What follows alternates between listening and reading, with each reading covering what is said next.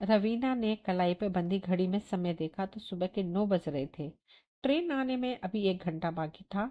तो सोचने लगी कि अगर 10 बजे भी स्टेशन के लिए निकलूंगी तब भी ट्रेन के वक्त पर पहुंच जाऊंगी। स्टेशन 5-7 मिनट की दूरी पर ही तो है। सोचते हुए वो एक बार किचन में गई तो रसोइया नाश्ते के लगभग सभी चीज बना चुका था। 11 बजे तक नाश्ता टेबल पर तैयार रखने का आदेश देकर रवीना वापस ड्राइंग रूम में आ गई और सरसरी तौर पर सजावट का मुआयना करने लगी। ड्राइंग रूम की एक एक चीज उसकी धनाढ्य का परिचय दे रही थी। प्रिया तो यह सब देखकर दंग ही रह जाएगी। मेरे घर की संपन्नता देखकर शायद उसे अपनी गलती का एहसास हो। प्रिया रवीना की छोटी बहन थी।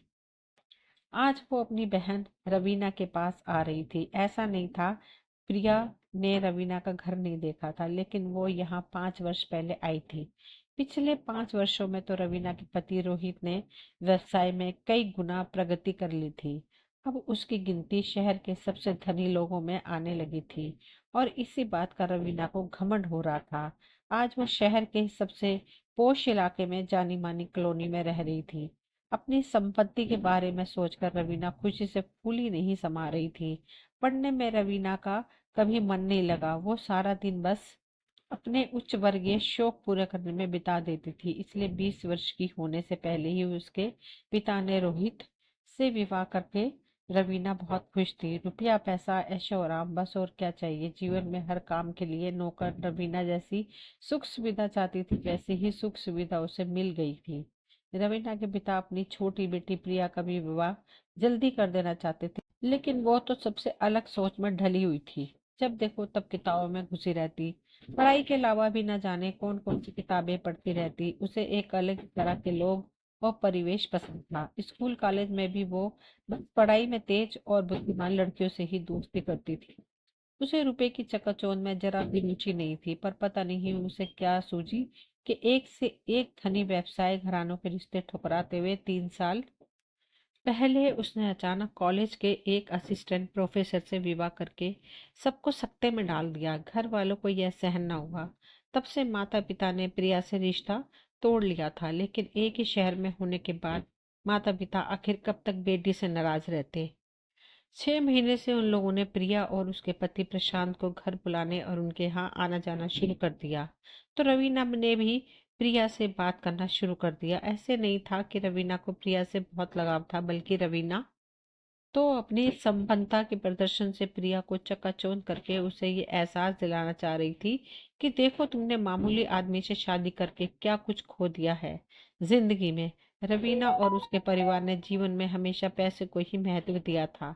चाहे उसके पिता हो या पति, दोनों ही पैसों से ही आदमी को छोटा बड़ा समझते थे।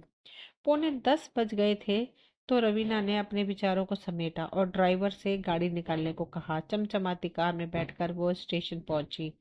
समय पर ट्रेन आ गई थी। स्लीपर क्लास में उतरती प्रिया पर नजर पड़ते ही रवीना का जी कसेला हो गया कि अगर पैसे वाले घर में शादी करती तो इस समय प्लेन से उतरती। तभी प्रिया सामने आकर बोली, और दीदी कैसी हो, कितने साल हो गए तुम्हें देखे हुए। कहते हुए प्रिया लपक कर रवीना के गले से लग गई।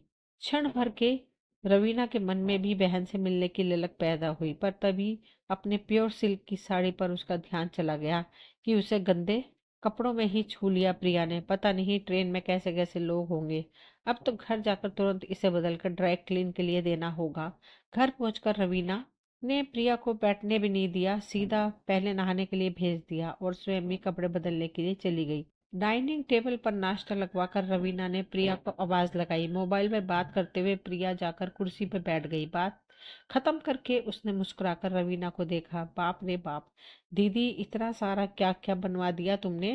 प्रिया आश्चर्य से नाश्ते की ढेर सारी चीजों को देखकर बोली, कुछ तो भी नहीं, जब तक यहाँ है अच्छी तरह खा पी ले, वहां तो पता नहीं। कहते हुए रवीना ने अपने आप को एकदम से रोक लिया, वरना वो कहना चाह रही थी कि एक मामूली सी तनख्वाह में वह दाल रोटी से अधिक क्या खा पाती होगी, पर ये कहने से अपने आप को रोक नहीं पाई।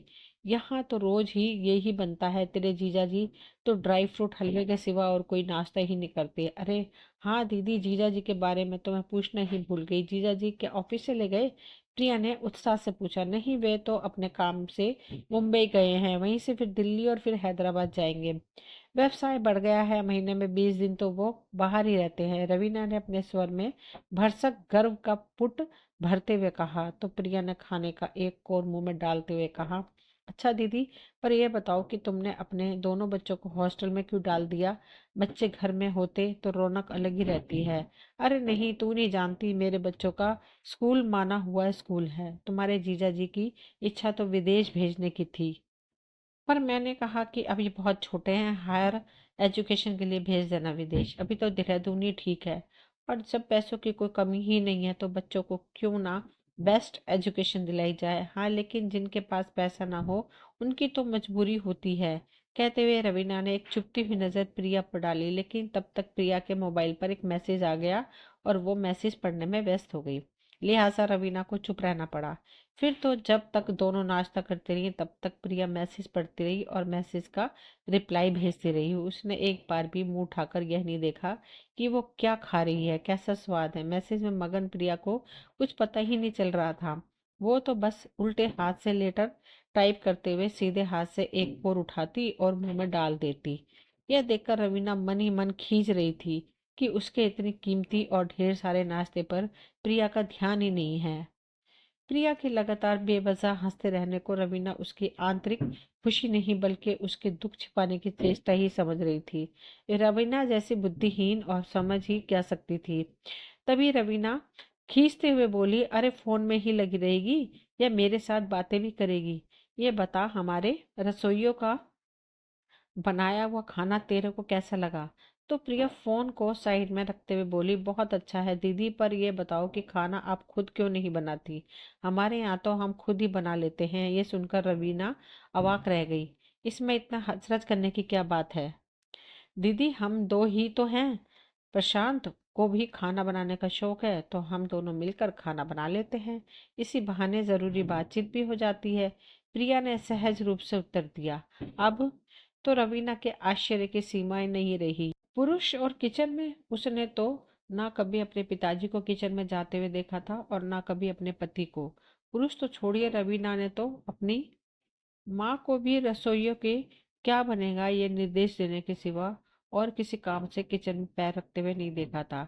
पर तूने खाना बनाना कहाँ से सीखा? रवीना ने प्रश्न किया। प्रशांत से ही सीखा दीदी, वो बहुत अच्छा खाना बनाते हैं, प्रिया ने उत्तर दिया। रसोई घर की गर्मी में प्रिया खाना बनाती है, रोटियां बेलती है, सोचकर रवीना को पहली बार बहन से सचमुच सहानुभूति हो गई। असिस्टेंट प्रोफेसर की तनख्वाह इतनी भी कम नहीं होती कि एक रसोईया ना रखा जा सके। इतना कंजूस भी क्यों है? प्रशांत, रवीना विषाद भरे स्वर में बोली। वह कंजूस नहीं है दीदी, उन्होंने तो बहुत कहा था कि रसोईया रख लो, लेकिन मैंने ही मना कर दिया। हाथ पर चलते रहते हैं तो शरीर पर बेकार की चर्बी नहीं बढ़ती, वरना बैठे बैठे खाते रहो तो मोटे होकर 100 परेशानियों को निमंत्रण दो। प्रिया तो सहज बात बोल गई, लेकिन रवीना को लगा कि प्रिया उस पर व्यंग कर रही है। सचमुच कम उम्र में एक के बाद एक दो बच्चे और ऊपर से माल खाकर बस सारा दिन आराम करना, घूमने के नाम पर गाड़ियों में घूमना, पार्टियों में जाना और मॉल में शॉपिंग करना। और करती ही क्या रवीना, तभी तो जगह जगह थुल मांस की परतें झांकने लगी हैं। पहली बार प्रिया के शरीर को देखकर ईर्ष्या का अनुभव किया रवीना ने। वो प्रिया से मात्र 4 साल बड़ी है, लेकिन मोटे हो जाने के कारण 10 साल बड़ी लगती है। जबकि प्रिया के चेहरे और शरीर पर आज भी 20-22 की उम्र वाली कमनीयता बरकरार है। रवीना भी कपड़े बदलकर पलंग पर लेट गई और सोचने लगी कि एक दिन हुआ है प्रिया को आए हुए, लेकिन सुबह से प्रशांत के ना जाने कितने फोन और मैसेज आ गए हैं। अब भी शायद दोनों एक दूसरे को मैसेज ही कर रहे होंगे। 3 साल हो गए शादी को, लेकिन लग रहा है मानो महीना भर पहले ही शादी हुई है। कितनी दीवानगी एक दूसरे के लिए। आज पहली बार रवीना के मन में एक टीस सी उठी कि शादी के इतने वर्षों में रोहित ने कभी भी काम के सिवा उसे याद नहीं किया। उसके टूर पर जाने पर यदि कभी अकेलेपन से उबकर रवीना ही बातचीत के उद्देश्य से फोन मिलाती तो रोहित झल्ला जाता कि मेरे पास गप्पे मारने के लिए फालतू समय नहीं है। दिन में न सही, लेकिन रात में भी रोहित का कोई ना कोई बहाना रहता कि पार्टी में बिजी हूँ या फिर सो रहा हूँ। हार कर रवीना ने फोन करना ही बंद कर दिया। लेकिन आज प्रिया और प्रशांत को एक दूसरे के कांटेक्ट में रहते देख रवीना अंदर ही अंदर जल रही थी कि इस बार तो 4 दिन हो गए रोहित को गए हुए, पर पहुंचते ही बस एक फोन किया था कि मैं पहुंच गया हूँ। उसके बाद से तो कोई खबर नहीं है। देर तक छटपटाती रही रवीना। सुबह से प्रिया के फोन को चैन नहीं है, और रवीना उसका फोन इतना खामोश है, पता ही नहीं चलता कि फोन पास में है या नहीं। हाथ में पड़े मोबाइल कुछ देर तक घूरती रही रवीना, और फिर रोहित का फोन लगाया। 10 बार लगातार फोन किया, लेकिन फिर भी रोहित ने फोन नहीं उठाया। लगता है फोन साइलेंट करके सो गए होंगे। देर रात तक अपने आप को तसल्ली देती रही रवीना कि कल सुबह उठते ही उसकी इतनी मिस कॉल देखकर रोहित खुद ही फोन कर लेगा। लेकिन दूसरे दिन नाश्ता करते हुए प्रिया ने टोक ही दिया कि कल से ही देख रही हूँ दीदी, जीजा जी का एक बार भी फोन नहीं आया। मानो जले पर नमक छिड़क दिया प्रिया ने। तिल मिलाकर कहने लगी जा रही थी कि बहुत काम कर रहता है रोहित को। इतना बड़ा बिजनेस हैंडल करना आसान नहीं है। तेरे पति की तरह फुर्सतिया नहीं है कि 24 घंटे मोबाइल पर बीवी से बातें या मैसेज करते रहे। लेकिन हड़बड़ाकर झूठ ही बोल गई कि कल सुबह ही तो तेरे आने से पहले बहुत देर तक बातें हुई थी, फिर रात में भी बहुत देर तक बातें करते रहे। आखिर मैंने ही कहा कि अब सो भी जाओ, तब बड़ी मुश्किल से फोन काटा। कहते हुए रवीना प्रिया से आंखें नहीं मिला पाई। मोबाइल को हाथ में पकड़े रवीना घूर रही थी कि सुबह के 10 बज गए हैं। क्या अब तक रोहित सोकर नहीं उठा होगा? क्या उन्होंने मेरी मिस कॉल नहीं देखी होगी? क्या एक बार भी वो फोन नहीं लगा सकते थे? पता नहीं क्यों आज रवीना अपने आप को अकेला महसूस कर रही थी। उसने फिर से रोहित को फोन लगाया, लेकिन अब की बार उसका फोन स्विच ऑफ मिला। तो झुंझलाकर रवीना ने रोहित के ऑफिस में फोन लगाया कि उसका पीए को तो पता ही होगा कि रोहित कहाँ है और किस होटल में ठहरे हैं। ऑफिस में जिसने फोन उठाया था उसने झिझकते हुए बताया कि सर की पीए तो सर के साथ ही घूमने के लिए मुंबई गई है। ये सुनकर रवीना सन्न रह गई। अच्छा, तो इसलिए रोहित फोन नहीं उठा रहा था। और रवीना हर बार कहती कि घर के बच्चे तो हैं ही नहीं, मैं भी साथ चलती हूँ। तो रोहित बहाना बना देता कि मैं तो दिन भर काम में रहूंगा, रात में भी देर तक मीटिंग चलती रहेगी, तुम बेकार में होटल के कमरे में बैठे बैठे बोर हो जाओगी। अचानक रोहित द्वारा दिया जा रहा धोखा और अपमान सब रवीना की आंखों के सामने बहने लगी। सोचने लगी क्यों बुलाया प्रिया को उसने। आराम से पैसों से खरीदे गए सुख साधनों से अपने आप को संपन्न सुखी मानकर सुख से बैठी थी कि प्रिया ने आकर उसके सुख को चूर चूर कर दिया। आज अपने जीवन में पहली बार प्रिया का सुख और चेहरे की चमक देखकर रवीना को लग रहा था कि पैसा ही जिंदगी में सब कुछ नहीं है, पति का साथ होना भी बहुत जरूरी है। आज प्रिया के चेहरे की खुशी देखकर रवीना के चेहरे पर मायूसी के बादल छा रहे थे। अब वो प्रिया के चेहरे पर नजर डालने की ही इच्छा नहीं कर पा रही थी। डर रही थी कि कहीं उसके चेहरे की रोशनी से खुद के मन का अंधेरा और घना ना हो जाए। दोपहर के खाने के बाद दोनों बातें करने बैठी। तुमने अपनी क्या हालत बना रखी है दीदी? बच्चे हॉस्टल में, जीजा जी इतने इतने दिन तक बाहर रहते हैं, पहाड़ सा दिन अकेले कैसे काटती हो? प्रिया के चेहरे पर रवीना के लिए सचमुच की हमदर्दी थी। शाम को दोनों फिर घूमने निकल गई। रवीना प्रिया के शहर के सबसे महंगे बुटीक पे ले गई और बोली कि अपने लिए कोई महंगा सा सूट पसंद कर ले। बाप रे दीदी, यहाँ तो सारे सूट बहुत महंगे हैं और चमक दमक वाले हैं।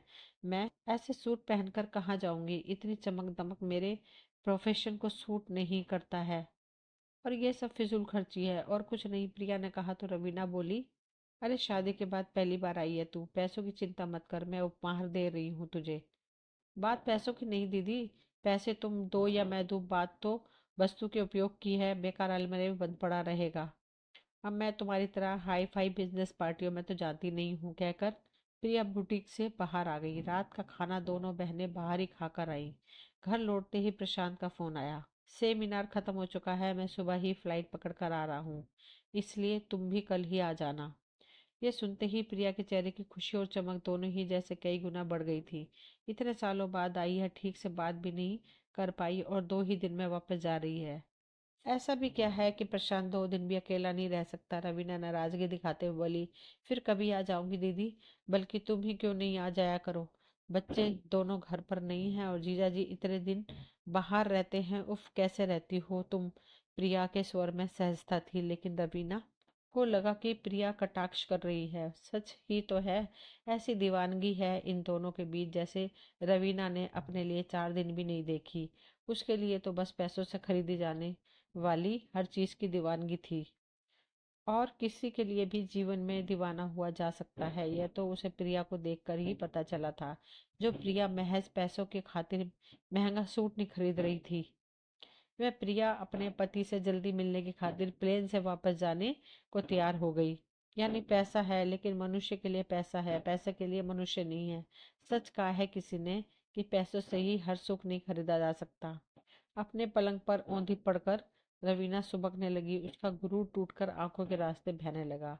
जिस शानदार पलंग पर वो पैर पसार कर निश्चिंत होकर सोती थी, आज उसी पलंग पर मानो वे अंगारों की जलन महसूस कर रही थी। तो दोस्तों, पैसा जिंदगी में सब कुछ नहीं होता है। ये कहानी यहीं तक थी। मुझे उम्मीद है आप सभी को ये कहानी पसंद आई होगी। अगर पसंद आई हो तो प्लीज़ चैनल को सब्सक्राइब करें, वीडियो को लाइक शेयर करें। मिलती हूँ कोई और नई कहानी लेकर, तब तक के लिए कहानी सुनने का सभी का तहे दिल से शुक्रिया।